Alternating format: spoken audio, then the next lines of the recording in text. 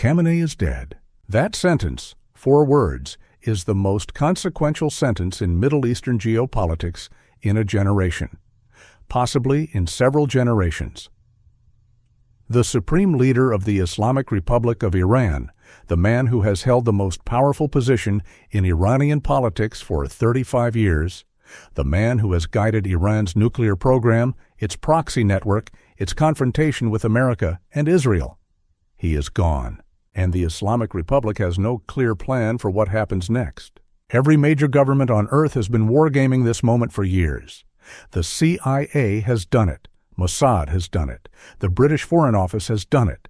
Every Middle Eastern government with intelligence services worth the name has run scenarios. What happens when Khamenei dies? Who takes power? Does the Islamic Republic survive? Does it fracture? Does it become more radical or less? Does it negotiate or does it double down? None of those war games assumed that Khamenei would be killed by an American-Israeli missile strike in the middle of a war. They assumed natural death, the slow, managed transition that Khamenei himself had been planning for years. The planning assumed time. The reality has given Iran no time at all. The Majlis al-Khobregan, the Assembly of Experts, the 88-member clerical body constitutionally responsible for selecting a new supreme leader, was struck on March 3, 2026. The assembly that was supposed to manage this succession is itself a casualty. Its members are scattered, some dead, some injured, some in hiding. Iran's succession crisis is happening in real time during a war with the institution designed to manage it under attack. Today, we are going to walk through the Iranian political system and why succession is so complicated, the candidates who might emerge as Khamenei's successor, the internal factions that will fight over the Islamic Republic's future, and what each possible outcome means for the war, for the region, and for America's strategic position. Part 1. How Iran's political system actually works. To understand the succession crisis, you need to understand how the Islamic Republic actually distributes power, because it is more complicated than the simple supreme leader rules everything model that most Western coverage implies. The supreme leader is constitutionally the most powerful figure in Iran. He commands the armed forces, controls the security services, appoints the heads of the judiciary and state media, and has final authority on major policy decisions. In practice, Khamenei exercised enormous power, but he exercised it through a network of relationships, institutional alliances, and carefully balanced factions, not through simple diktat. Below the supreme leader, the most important political institution is the Islamic Revolutionary Guard Corps, the IRGC. The IRGC is not just a military force. It controls vast economic interests, construction, oil, banking, manufacturing. It runs the Quds Force, which manages Iran's proxy network. Its senior commanders are among the most powerful men in Iran. The IRGC's institutional preferences matter enormously in any succession. The IRGC will not simply accept whoever the Assembly of Experts selects. It will have a view, and its view will carry military and economic weight. The Assembly of Experts, the body constitutionally responsible for selecting the supreme leader, is an 88-member council of senior clerics. It was designed to provide clerical legitimacy for the succession process. Its authority is formal but not unlimited. It operates within a political context where the IRGC, the Expediency Council, and factional alignments all create constraints on what it can actually do. The President of Iran, currently Masoud Pezeshkian, has significant administrative authority but is constitutionally subordinate to the supreme leader. In a succession crisis, the president's role is to maintain governmental continuity while the more fundamental political question is resolved. The key insight is this: in any succession, the person who becomes supreme leader will be determined not primarily by the text of the Constitution, but by which candidate the most powerful institutional actors, the IRGC, the senior clerical establishments in Qom and Mashhad, the major factional networks, can agree on. The assembly of experts provides legitimacy. The real negotiation happens elsewhere. Part 2. The Assembly of Experts. Struck and scattered. The bombing of the Assembly of Experts on March 3rd was one of the most strategically significant single events of Operation Epic Fury. Understanding why requires understanding what the Assembly was actually in the process of doing. After Khamenei was killed on March 1st, the Assembly of Experts was constitutionally required to convene and select a new supreme leader. Its members began attempting to gather. Senior clerics were contacted. Security arrangements were made. The Iranian government was trying, under extraordinary pressure, to manage the succession process in a way that would project institutional continuity and stability. The strike hit the assembly while it was attempting to do exactly that. The casualties among the assembled clerics and their staff were significant. More important than the physical casualties was the disruption to the institutional process. Members who had been planning to travel to participate are now uncertain whether they will be targeted. The security of any gathering of senior Iranian officials has become an open question. The physical infrastructure of the succession, the communications, the secure meeting spaces, the ability to convene quorum, has been degraded. This creates a constitutional vacuum. The Islamic Republic is technically without a supreme leader and without a functioning mechanism to replace one. The Constitution provides for the Expediency Council and the President to manage affairs temporarily. But temporarily was not designed with during an active war in mind. It was designed for a gap of days to weeks, not the potentially extended period that the current military situation may create. Iran's government is attempting to project normalcy and continuity. State media is functioning, the military is operating. The government's institutions are still nominally intact. But the fundamental political question, who leads the Islamic Republic, is unanswered, and the institution designed to answer it has been struck. Part 3. The candidates who actually could become supreme leader. Who are the plausible candidates? This is where Western coverage often becomes vague, because the Iranian succession is genuinely uncertain, and the relevant figures are not household names in America. Let's go through the serious possibilities. The first and most discussed candidate is Mojtaba Khamenei, the supreme leader's son. Mojtaba is not a senior cleric. He does not have the religious credentials that the Constitution requires for the position. But he has spent years as his father's confidential advisor and intelligence manager. He has cultivated relationships with the IRGC. He has been involved in the security apparatus in ways that have given him real power below the surface. Mojtaba's candidacy represents the dynastic option, the possibility that the Islamic Republic transitions to something more like an inherited monarchy than the clerical republic its constitution describes. The attraction for some factions is continuity. A Khamenei in the position means a familiar name, familiar relationships, familiar protection for established interests. The obstacle is legitimacy.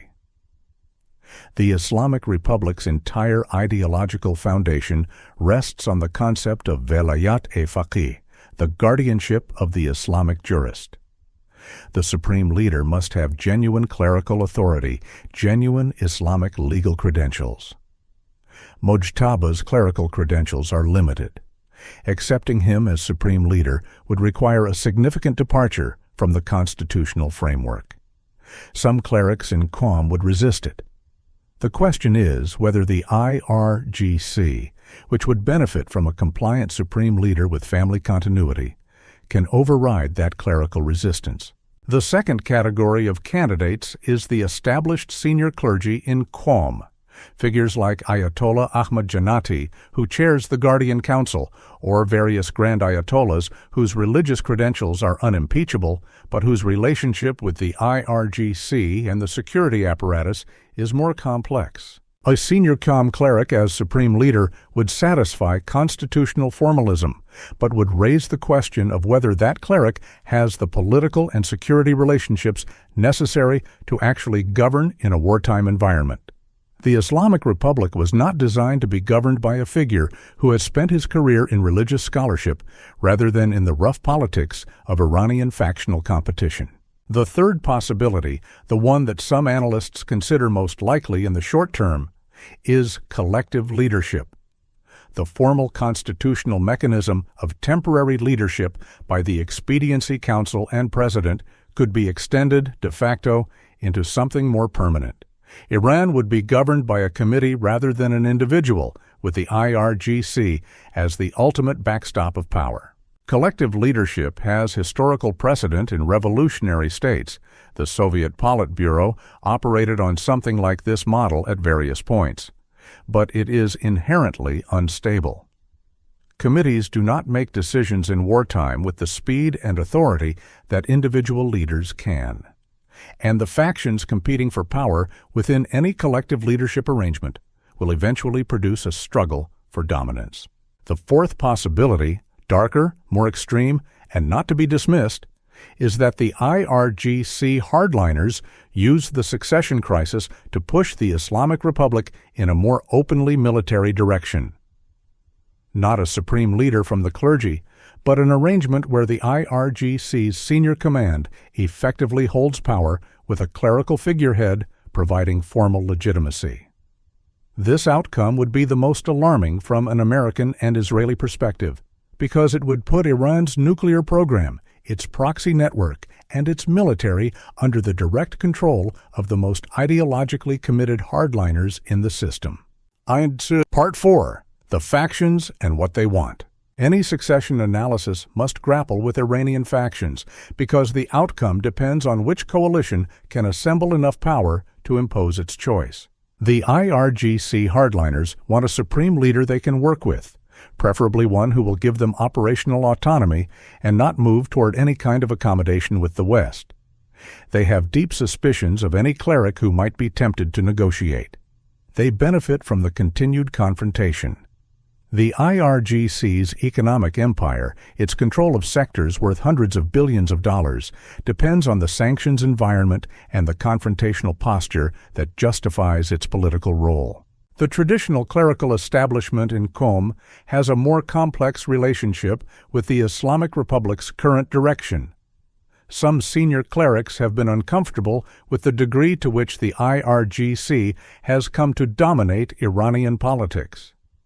They want a supreme leader who is genuinely a religious authority, not a political operator. Some of them are implicitly reformist, not in the Western sense, but in the sense of wanting Iran to manage its international relationships more pragmatically. The reformist and pragmatist political networks associated with figures like former Presidents Rouhani and Khatami are the weakest actors in this succession. They have been marginalized since 2021. They have no military power, but they have networks, money, and relationships in the Iranian middle class and business community. In a post-war environment, if the Islamic Republic survives and faces pressure to rebuild, their moment might come. The Iranian population itself is not a direct participant in the succession. This is not a democracy. But mass popular unrest can constrain what any leadership can do. The 2022 Mahsa Amini protests demonstrated that a significant portion of the Iranian population, particularly young people, particularly women, is deeply alienated from the Islamic Republic. A succession that produces a hardline military figurehead could trigger the kind of unrest that the IRGC would need to suppress violently at exactly the moment when it is trying to fight a war. Part 5. What each outcome means for the war. The succession outcome has direct implications for how the current conflict ends, because the new supreme leader, whoever it is, will make the decisions about whether to seek a ceasefire, how to negotiate, and what the Islamic Republic's red lines are. A Mojtaba Khamenei succession, backed by IRGC hardliners, would likely mean continuity of the confrontational posture. He has his father's ideological formation, He has relationships with the IRGC. He has no political incentive to be seen as the leader who made concessions to America and Israel.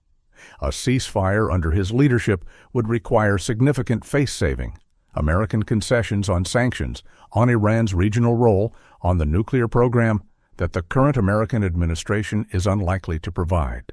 A senior Qom cleric with more pragmatic inclinations might be more open to the kind of negotiated de-escalation that would allow all parties to step back from an increasingly costly confrontation.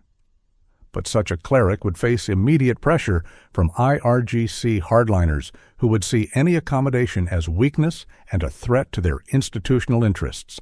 Collective leadership by the Expediency Council is the most unpredictable outcome. Collective bodies are subject to internal dynamics that are hard to predict from outside. They can move slowly and be prone to paralysis, which could actually prolong the war because decisions about ceasefire negotiations require someone with authority to make them. IRGC military dominance, the darkest outcome, would likely mean the war continues and potentially escalates. The IRGC commanders are the faction with the least incentive to seek a ceasefire, the most ideological commitment to confrontation, and the most military tools to continue the fight. The United States and Israel are watching the succession crisis closely because the identity of the next supreme leader will determine whether this war ends in weeks or months, and on what terms. Part 6. Does the Islamic Republic survive? There is a question that most coverage dances around but rarely asks directly. Does the Islamic Republic survive this? Not just the current leadership, the entire system, the Velayat-e-Faqih, the theocratic structure that has governed Iran since 1979. The honest answer is possibly, but not certainly, and the outcome depends on variables that nobody can fully predict. The Islamic Republic has survived enormous stresses in its 47-year history. The 8-year Iran-Iraq War, which killed hundreds of thousands of Iranians. International isolation and sanctions. The 2009 Green Movement protests. The 2019 fuel price protests. The 2022 Mahsa Amini uprising. Each time, the security apparatus, primarily the IRGC, demonstrated that it would use lethal force against its own population to maintain the system. The current crisis is more severe than any of those previous stresses in several respects. The supreme leader is dead. Senior leadership has been killed. The Assembly of Experts has been struck. The military has taken significant losses. The economy was already under severe sanctions pressure before the war added energy supply disruption and further isolation. But the IRGC is still intact. The Basij militia that enforces internal order is still intact. The institutions of coercion that have kept the Islamic Republic in power through previous crises are still functioning. What the succession crisis reveals is that the Islamic Republic was, despite its institutional complexity, more personally dependent on Khamenei than most analysts fully appreciated. He was the center of gravity, not just formally, as supreme leader, but substantively, as the figure who managed factional competition, balanced institutional interests, and provided continuity of strategic direction. His death creates a vacuum that the remaining institutions cannot immediately fill. Whether that vacuum becomes an opportunity for fundamental change or simply a dangerous interregnum before a new strongman consolidates power is the central question of Iranian politics for the next year. Khamenei is dead. The Assembly of Experts has been struck. The succession is contested, uncertain, and happening in real time during a war. We walked through the candidates: Mojtaba, the dynastic option with IRGC support, the Qom clerics with religious legitimacy but uncertain political muscle, the collective leadership model with its inherent instability, and the darkest outcome, IRGC military dominance with a clerical figurehead. Each has different implications for how the war ends, what a ceasefire looks like, and what Iran becomes on the other side of this crisis. The Islamic Republic is not defeated. It is not yet in collapse. But it is in the deepest political crisis in its 47-year history, at the worst possible moment, in the middle of a war, with its leadership killed and its succession institution struck. What happens in Tehran in the next weeks will determine not just how this war ends, but what Iran looks like for the next generation, and what America's strategic position in the Middle East becomes. If you want to understand what a post-war Iran looks like under each of these succession scenarios, how the nuclear question changes depending on who leads Iran, and whether the Islamic Republic's survival actually serves American interests, subscribe now. Naval power, because the ocean is where the next war begins.